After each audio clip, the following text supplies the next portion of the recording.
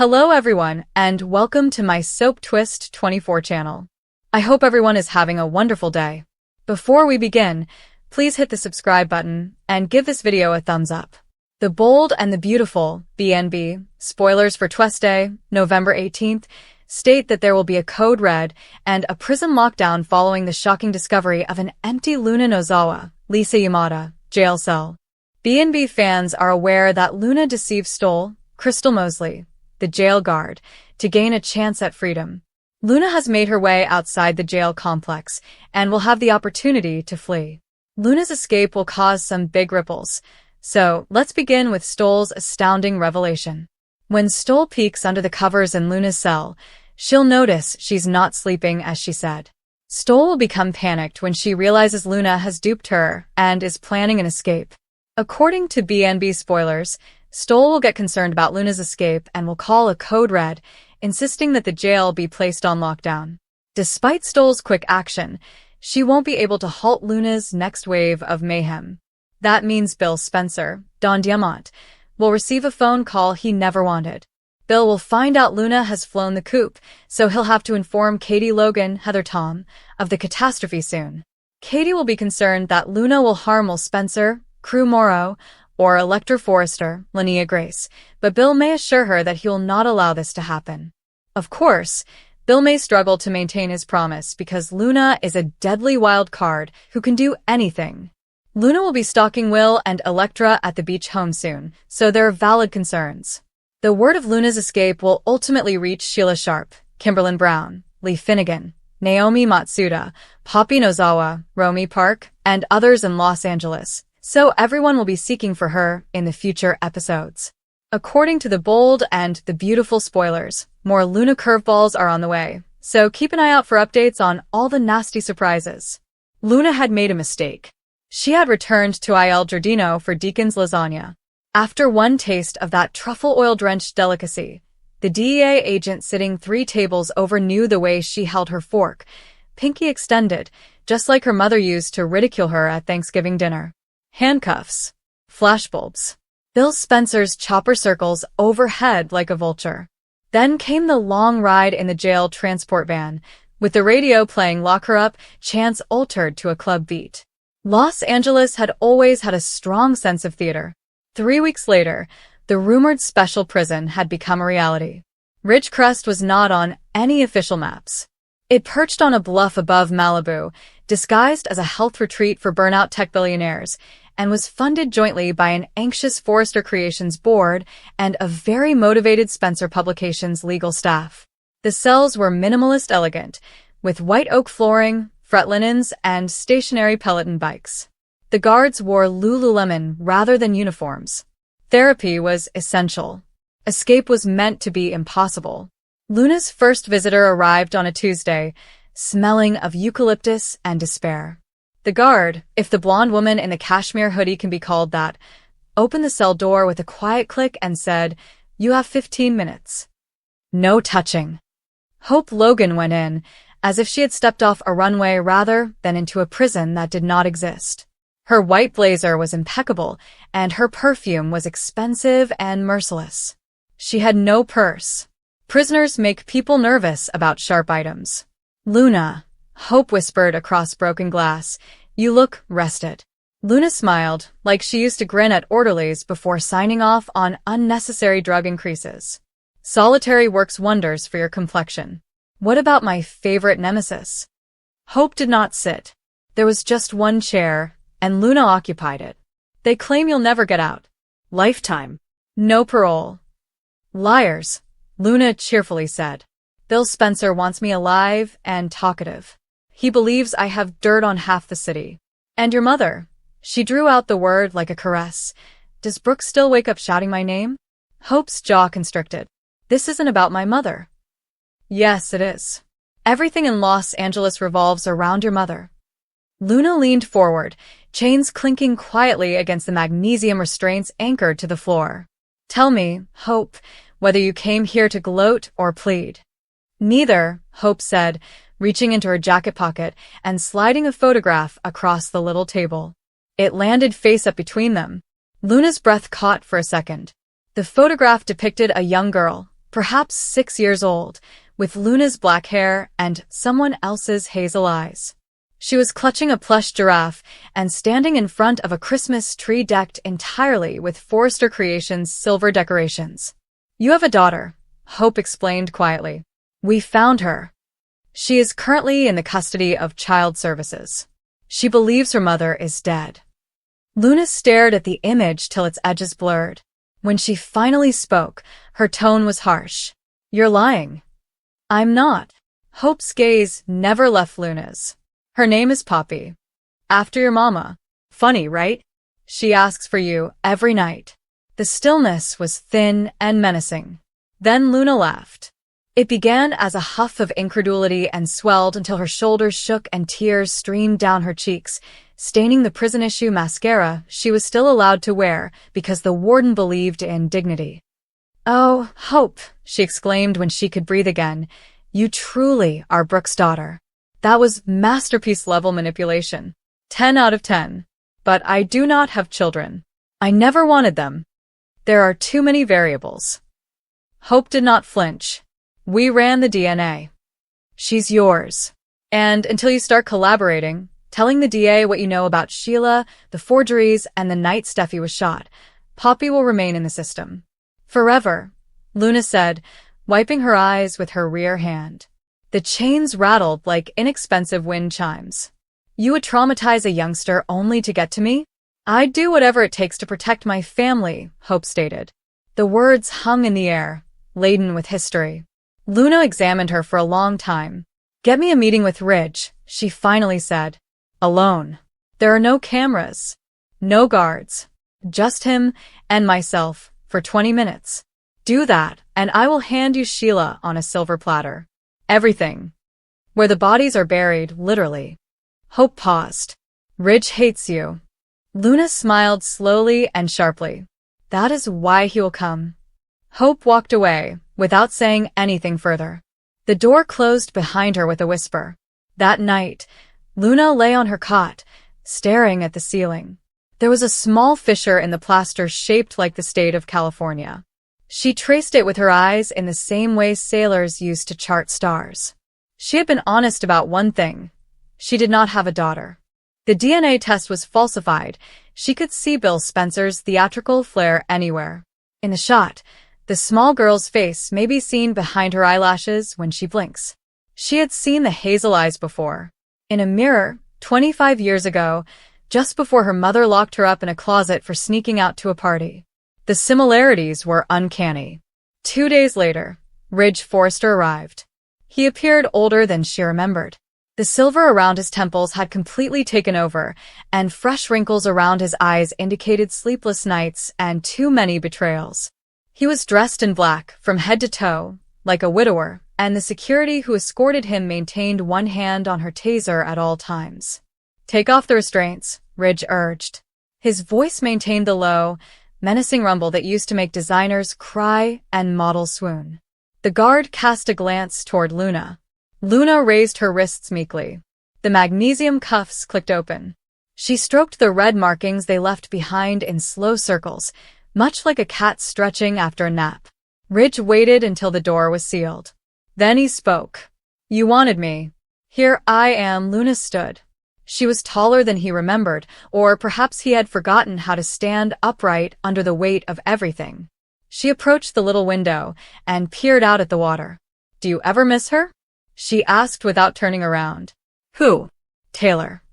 Luna spoke softly. "This is the actual one. Not the version you all wrote after she died. The one who used to sneak me into the Forrester guest house while my mother was on a bender." Ridge's reflection in the glass appeared to have been punched. "She told me once," Luna said, "that you had only ever loved 2 women. Brooke was chaotic. Taylor because she was orderly. And that one day, you'd have to decide which one would ruin you." She turned to face him. "I suppose we know how that turned out." "What do you want, Luna?" "I want a transfer," she stated plainly. "Outside of California. Federal facility. Witness protection. New name, new life. And I want my daughter." Ridge laughed briefly and bitterly. "You don't have. I do now." Luna moved closer. "Hope handed me one. Congratulations, Grandpa. He became extremely still. Here's the thing, Ridge, she explained. I know where Sheila is. Not was. Is. Right now. She is not dead. She never was. Which body did you all bury? Pig parts and dental information were stolen from a cadaver in Tijuana. She has been watching, waiting, and she's coming for all of you. Begin with Steffi. You're lying. Am I? Luna tilted her head. Ask yourself why Bill Spencer opted to bankroll this small spa from hell. Why is the FBI so concerned in a soap opera shooting? Sheila has been playing everyone.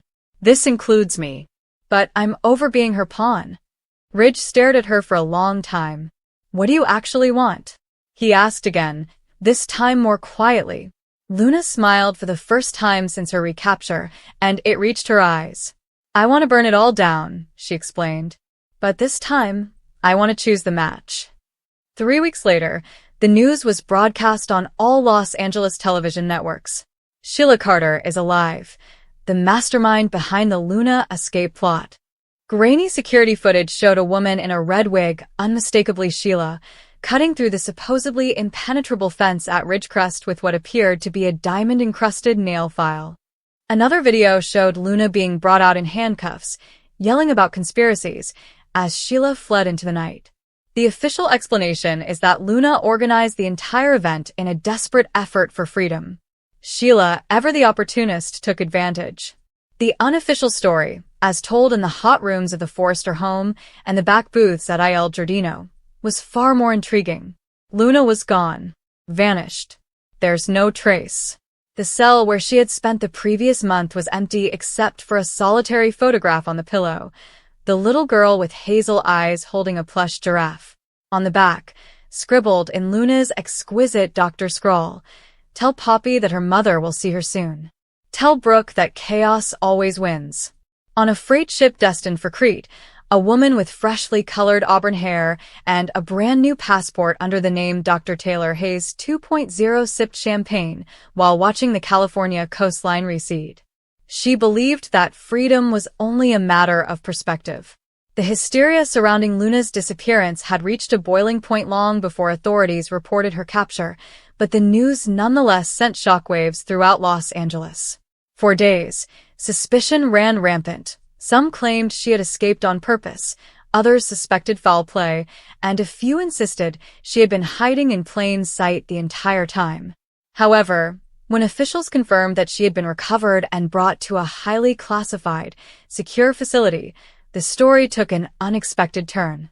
The disclosure of a code-red prison lockdown and the perplexing discovery of her vacant jail cell added to the mystery, prompting both insiders and spectators to wonder how Luna's narrative had progressed from a complicated family scandal to a full-fledged security catastrophe. Her return did not occur quietly.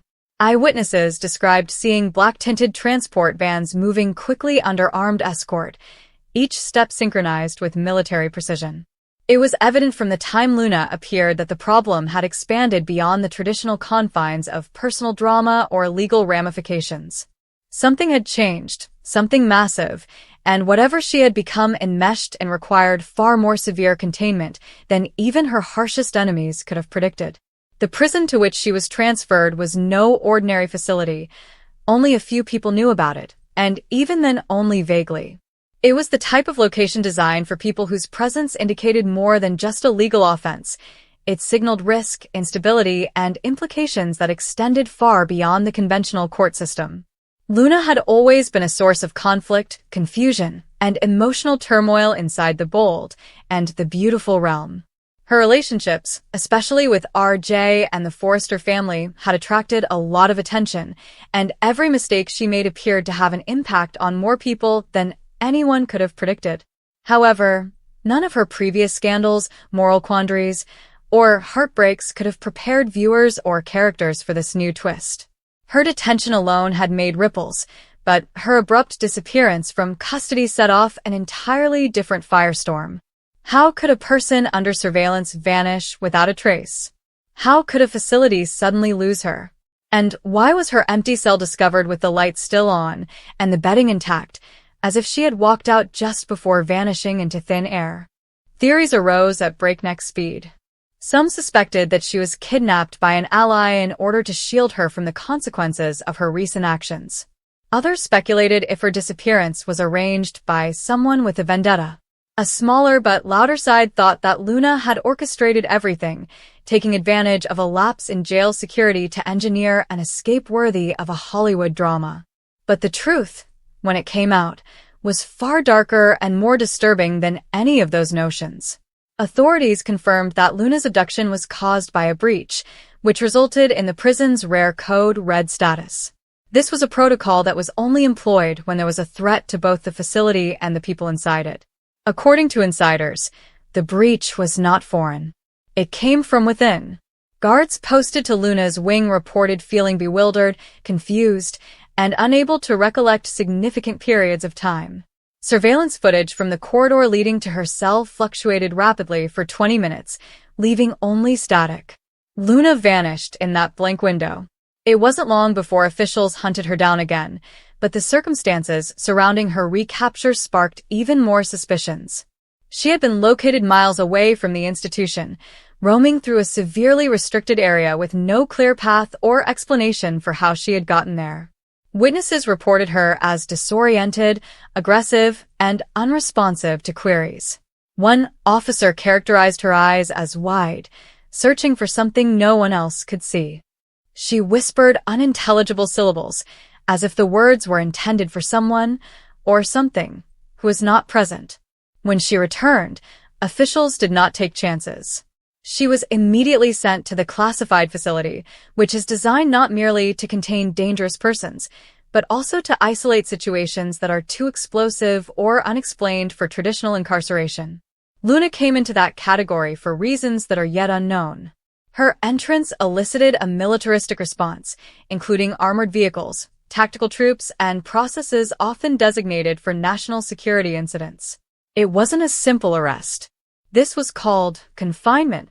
Luna was assigned to a specialist facility within the prison that featured reinforced walls, enhanced surveillance, and biometric tracking. Every movement she made was monitored. Every word she spoke was recorded. Despite these efforts, her presence appeared to disturb workers. According to early reports, Luna engaged in actions that contrasted her previous disposition. She alternated between uncanny serenity and unexpected bursts of frenetic activity. She continually inquired whether the door was still open or they had followed her inside. She refused eating at times, claiming it was unsafe. When interrogated, she revealed experiences that defied explanation, flashes of locations she had never visited, voices she couldn't recognize, and gaps in her own recollection so big that days felt absent. Meanwhile, back at the original prison, the shock of finding her cell vacant during routine inspection remained a source of worry and stress. Guards reported feeling observed even after she left. Some stated her cell became substantially cooler than the surrounding hallway, while others claimed to have seen activity inside despite the fact that the area was empty. The cell was finally shut off until investigators could determine if the break was mechanical, human-caused, or something totally new. Even they struggled to pinpoint the cause of the failure. Outside the jails, word spread quickly. Fans, news sources from the fictional realm, and Los Angeles citizens debated incessantly. Luna had always been a complex character, but no one could have expected this turn in her story. Her mother, Poppy, was upset and perplexed, pleading for answers, maintaining that her daughter was not dangerous and that something deeper was at work. RJ. He reportedly attempted to negotiate visitation privileges, desperate to learn what had happened to the woman he cared for, but was denied.